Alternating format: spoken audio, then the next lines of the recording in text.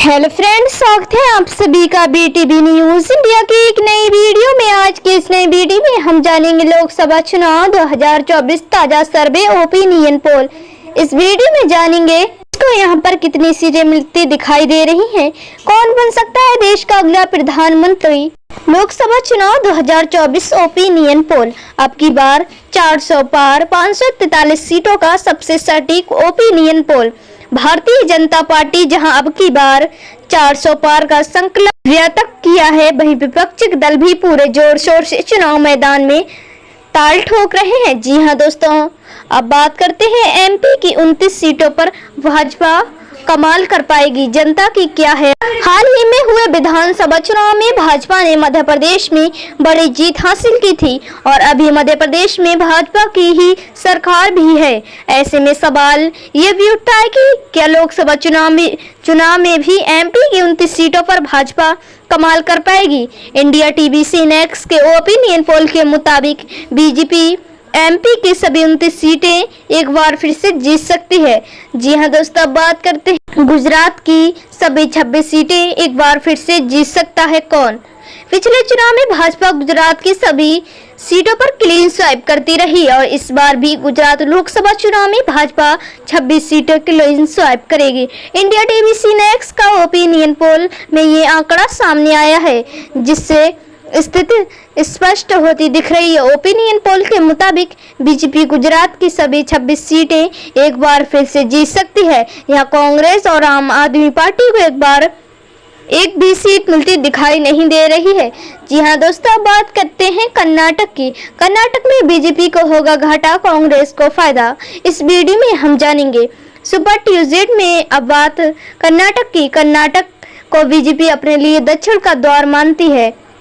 2019 के लोकसभा चुनाव में बीजेपी ने सूबे की 28 में से 25 लोकसभा सीटें जीतकर तहलका मचा दिया था। ओपिनियन पोल के मुताबिक 2024 के लोकसभा चुनाव में बीजेपी 22 सीटें जीत सकती है, जबकि उसकी सहयोगी जेडीसी के खाते में 2 सीटें आ सकती हैं। वहीं कांग्रेस इस बार अपने प्रदर्शन में सुधार करते हुए कुल 4 सीटों पर जीत हासिल कर सकती है। जी हाँ दोस्तों, बात करते हैं झारखंड की। झारखंड में एनडीए का रह सकता है बोलबाला।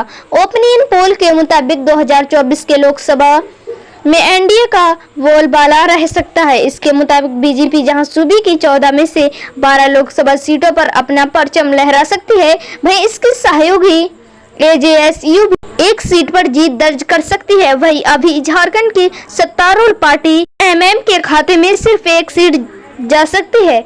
जी हाँ दोस्तों, अब बात करते हैं केरल की। केरल में भारतीय जनता पार्टी इस बार सभी को चौंका सकती है। ओपिनियन पोल के मुताबिक पार्टी सूबे की 20 में से 3 सीटों पर जीत दर्ज कर सकती है। वहीं कांग्रेस के नेतृत्व वाली यूआईडीएफ को 10 और वाम दलों के नेतृत्व वाले एलडीएफ को 7 सीटों पर जीत मिल सकती है। जी हाँ दोस्तों, अब बात करते हैं आंध्र प्रदेश की। आंध्र में बाजी मारेगा एनडीए, सबसे आगे रहेगी नायुडू की पार्टी। अब बात 25 लोकसभा सीटों वाले आंध्र प्रदेश की। आंध्र प्रदेश की 25 लोकसभा सीटों में सबसे ज्यादा 12 सीटें चंद्रबाबू नायुडू की अगुवाई वाले टीडीपी को मिल सकती है। वही जगनमोहन रेड्डी की वाईएसआरसीएफ को 10, जबकि बीजेपी को 3 सीटों पर जीत हासिल हो सकती है।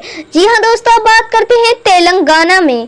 तेलंगाना में सबसे आगे रहेगी कांग्रेस, बीजेपी को भी फायदा। तेलंगाना की 17 लोकसभा सीटों में से कांग्रेस सबसे ज्यादा 9 सीटें जीत सकती है। वहीं बीजेपी को 5, बीआरएस को 2, एमआईएम को 1 सीट पर जीत मिल सकती है। ओडिशा में बीजेपी बीजेडी में कांटे का संघर्ष। ओपिनियन पोल के नतीजों के मुताबिक ओडिशा में बीजेपी और बीजेडी में कांटे का संघर्ष नजर आ रहा है।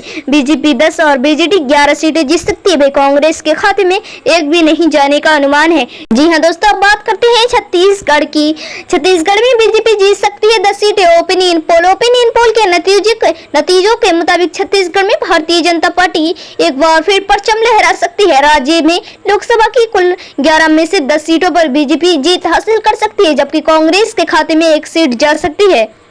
जी हाँ दोस्तों, बात करते हैं जम्मू कश्मीर लद्दाख में कांटे की टक्कर। जम्मू कश्मीर लद्दाख की कुल 6 लोकसभा सीटों में से 3 पर बीजेपी और 3 पर नेशनल कॉन्फ्रेंस जीतती हुई नजर आ रही है। वहीं कांग्रेस और पीडीपी को खाली हाथ रहना पड़ सकता है। जी हाँ दोस्तों, अब बात करते हैं बठिंडा की। बठिंडा सोरमड़ी अकाली दल का मजबूत किला 3 बार से हार सिमरत और बादल सांसद है। एएपी ने यहां से गुरमीत सिंह खुडिया को टिकट दिया है। बीजेपी और शिरोमणि अकाली दल ने अभी कैंडिडेट्स अनाउंस नहीं किया है। ओपिनियन पोल के मुताबिक एक बार फिर से सीट अकाली दल के खाते में जा सकती है। अगर आपने हमारे चैनल को सब्सक्राइब कर लिया है, चलिए दोस्तों मिलते हैं अगली वीडियो में।